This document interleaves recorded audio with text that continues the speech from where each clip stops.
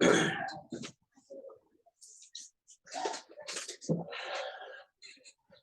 जय Bhim, Namo बुद्धाय।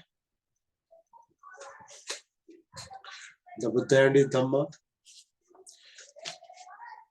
Part 2, book 2 part 1। इस पर हम कल से चर्चा कर रहे हैं,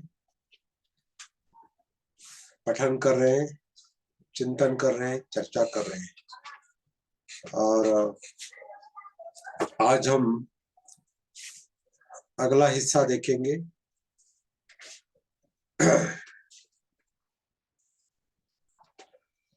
पार्ट 1 का अगला हिस्सा, दूसरा हिस्सा। कल हमने देखा कि ब्रह्मा संपत्ति रिक्वेस्ट करता है। बाबा साहब ने शब्द इस्तेमाल किया, रिक्वेस्ट करता है, और वो बुद्ध सुनते हैं और एक तरह से मानते हैं।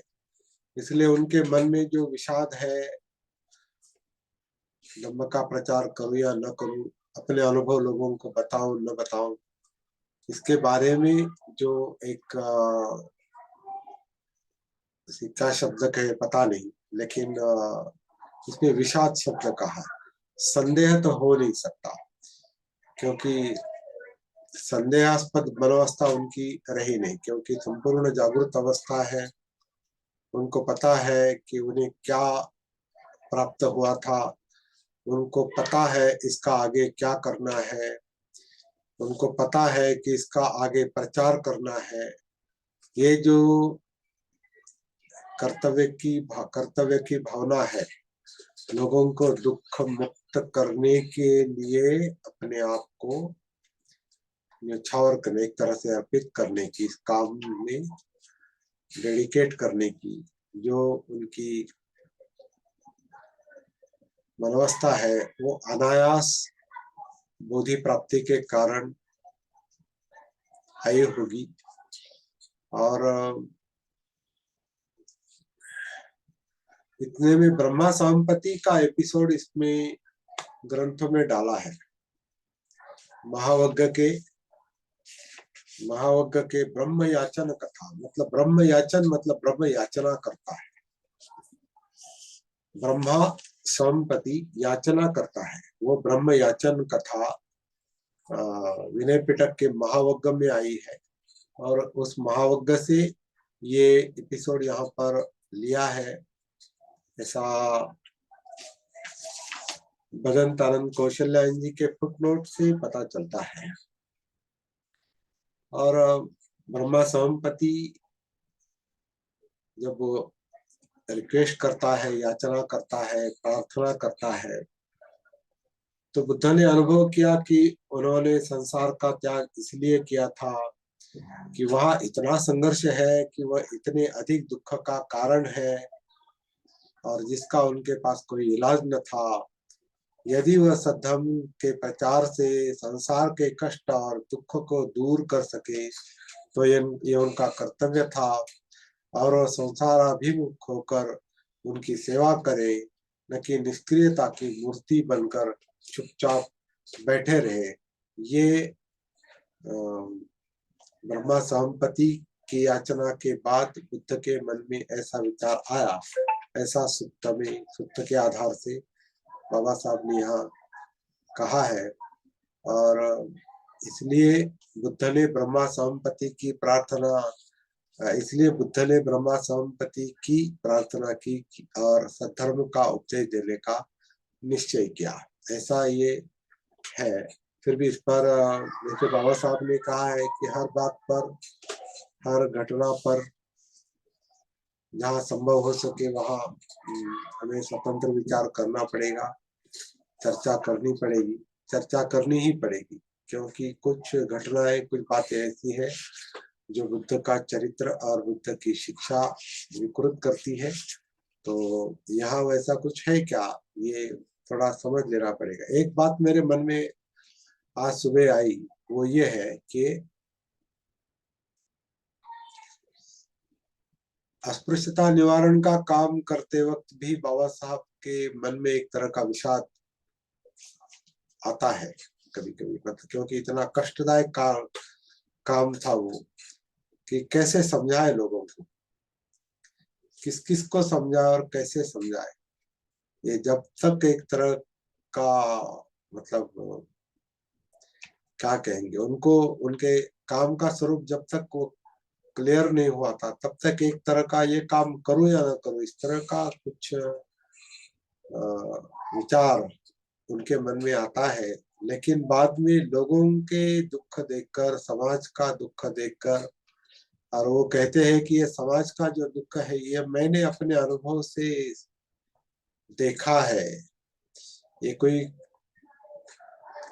बताई हुई, कही हुई, या किसी ने उनको कर्तव्य का एहसास कराया और इसलिए उन्होंने अस्पृश्यता निवारण का काम शुरू किया।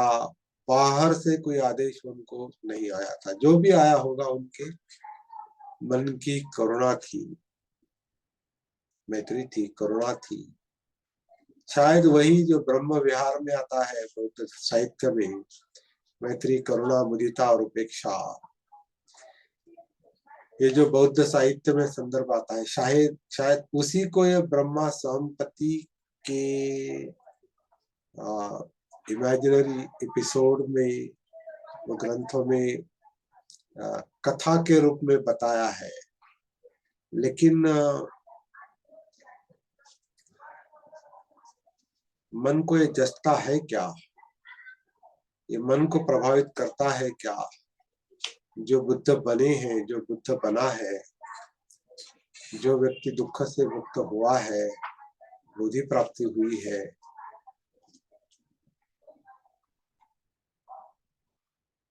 उन्हें किसी ने बताने की क्या आवश्यकता है बाहर से? ये शायद उनके मन की करुणा है। लेकिन सीधा करुणा क्यों नहीं कहा, ब्रह्मा संपत्ति के नाम से ये क्यों एपिसोड रचा गया है? ये सोचने लायक बात है।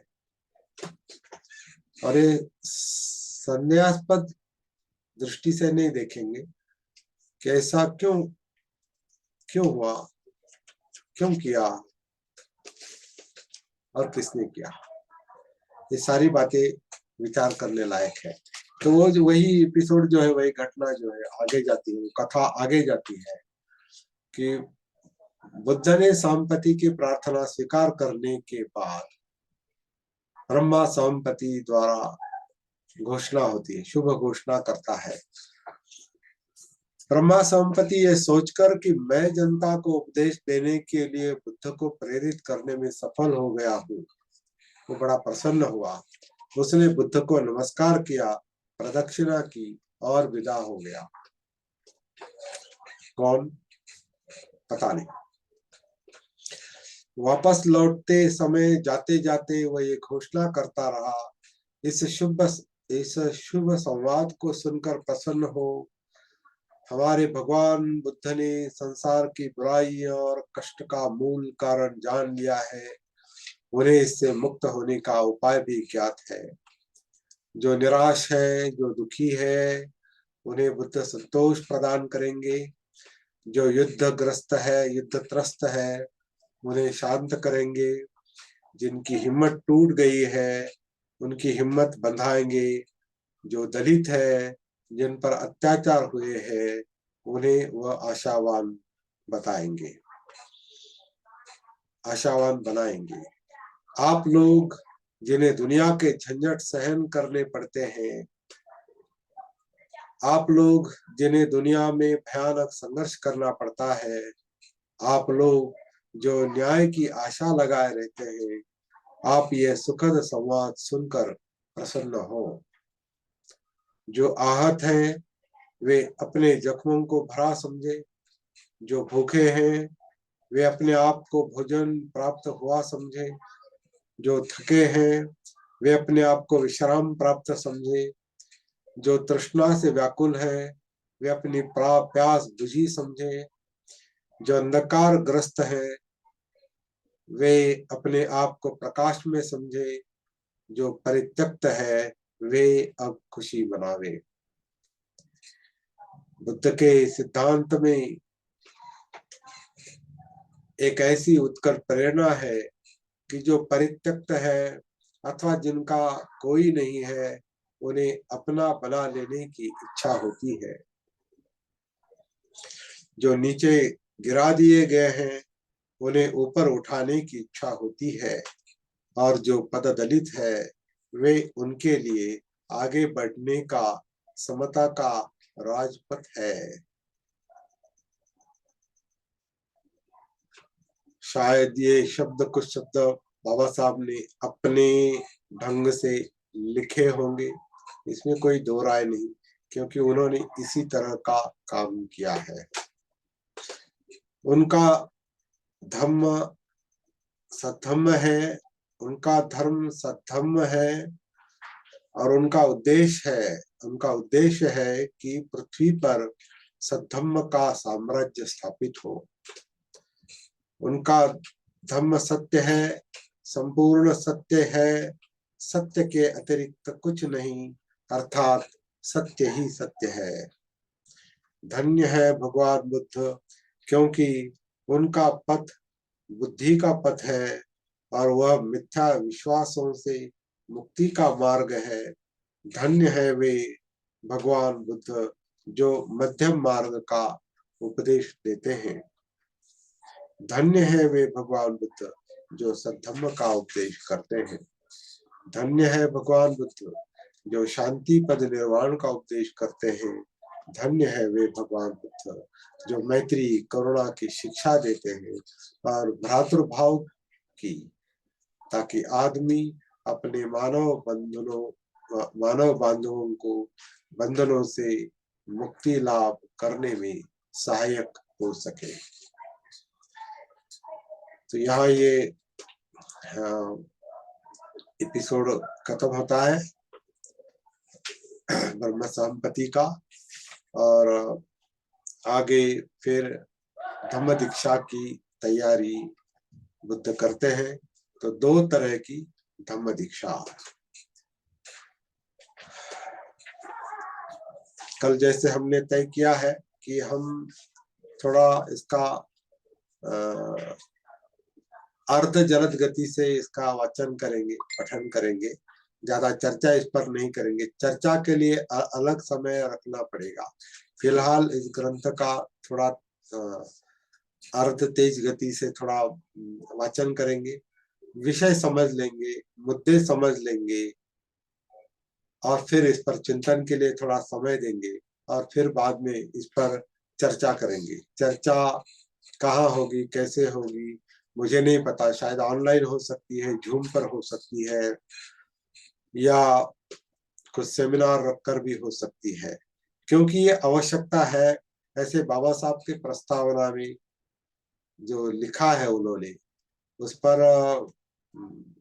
कहीं अमल हुआ मैंने तो नहीं सुना कि उस पर ओपन डिस्कशन हुआ है। केवल उसका अध्ययन हुआ है, चर्चा हुई है, शक भी पैदा हुए हैं लोगों के मन में, लेकिन उस पर चर्चा नहीं हुई। कैसा क्यों है?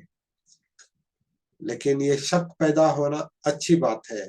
जैसे बुद्ध कालामों से कहते कि आपके मन में से संदेह निर्माण होना ये अच्छी बात है, अच्छे संकेत है, क्योंकि जो जिनके मन में संदेह निर्माण होता है वो चिंतन करते हैं, विचार करते हैं, सही गलत को समझने की कोशिश करते हैं।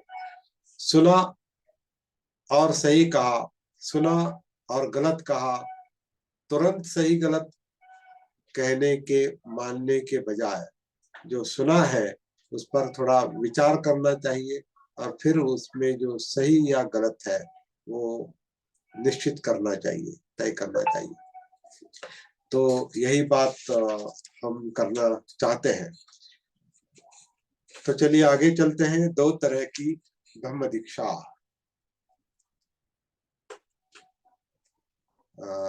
इस पर भी विचार करना पड़ेगा आगे चलकर। बुद्ध की धम्म प्रचार की योजना में धम्म दीक्षा के दो अर्थ है। पहली तो भिक्षु की धम्म दीक्षा है, भिक्षु की दीक्षा है, जिनको सामूहिक रूप से संघ कहा जाता है। दूसरी दीक्षा उपासक की दीक्षा है, अर्थात गृहस्थ बौद्ध की। ये ग्रंथों के आधार से बताया गया है। एक भिक्षु और एक उपासक के जीवन में मुख्य भेद 4 ही बातों को लेकर है। एक उपासक गृहस्थ बना रहता है, एक भिक्षु गृह त्यागी परिव्राजक बन जाता है। उपासक और भिक्षु दोनों को ही कुछ नियमों का पालन करना होता है। भिक्षु के लिए वे व्रत है और उनका पालन न करना दंडनीय है। उपासक के लिए वे केवल शील है जिन्हें वह अपनी सामर्थ्य भर अधिक से अधिक पालन करने का प्रयास करता है। चिंतनीय विषय है, चिंतन करने लायक विषय है। एक उपासक संपत्ति रख सकता है और एक भिक्षु कोई संपत्ति नहीं रख सकता। एक उपासक बनने के लिए किसी संस्कार की आवश्यकता नहीं, एक भिक्षु बनने के लिए उपसंपन्न होना आवश्यक है। बुद्ध ने दीक्षा की इच्छा रखने वालों को इच्छा के अनुसार ही किन्हीं को उपासक किन्हीं को भिक्षु बनाया। एक उपासक जब चाहे भिक्षु बन सकता है। एक भिक्षु को भिक्षु नहीं रहना होता यदि वह अपने मुख्य व्रतों से किसी एक का भी भंग कर दे या वह स्वेच्छा से संघ का सदस्य न रहना चाहे। यह नहीं समझना चाहिए कि आगे के पृष्ठों में, मतलब बाबा साहब कहते हैं, ये नहीं समझना चाहिए कि आगे के पृष्ठों में जिनके नाम आए हैं बुद्ध ने केवल उन्हीं को ही दीक्षा दी है, दीक्षित किया है। जो चंद उदाहरण चुने गए हैं वे केवल ये दिखाने के लिए कि दीक्षा देने अथवा अपने सद्धम्म का प्रचार करने के सिलसिले में बुद्ध ने न किसी की जाति का विचार किया और न किसी के पुरुष या स्त्री होने का। बहुत इंपॉर्टेंट बात है और यही बाबा साहब के लिए उनके जीवन कार्य का मुख्य विषय था, जाति व्यवस्था और भेदभाव। तो बुद्ध ने दीक्षा देते वक्त किसी जाति का विचार नहीं किया, स्त्री या पुरुष का विचार नहीं किया। ये मुद्दा बाबा साहब ने यहाँ रखकर ये पहले पार्ट का बुक 2 का पहला भाग जो है ये शॉर्ट में खत्म कर दिया है। और इसके बाद दूसरा जो भाग है परिव्राजकों की दीक्षा। परिव्राजकों की दीक्षा, इसमें कई सारे विषय होंगे, कुछ प्रवचन होंगे, अलग अलग जगह पर अलग अलग संदर्भ है और ये बहुत बड़ा चैप्टर है। ये धम्म की जो शिक्षा है उसका बहुत सा हिस्सा इसमें आगे चलकर पूरे ग्रंथ में थोड़ा थोड़ा आते जाएगा और उस पर हमें विचार करने के लिए, सीखने के लिए और प्रैक्टिस करने के लिए बहुत कुछ मिल सकता है। मेरे ख्याल से आज के लिए इतना ही काफी है। कल हम इसी समय दूसरा भाग देखेंगे, परिव्राजकों की दीक्षा। जय भीम, नमो बुद्धाय।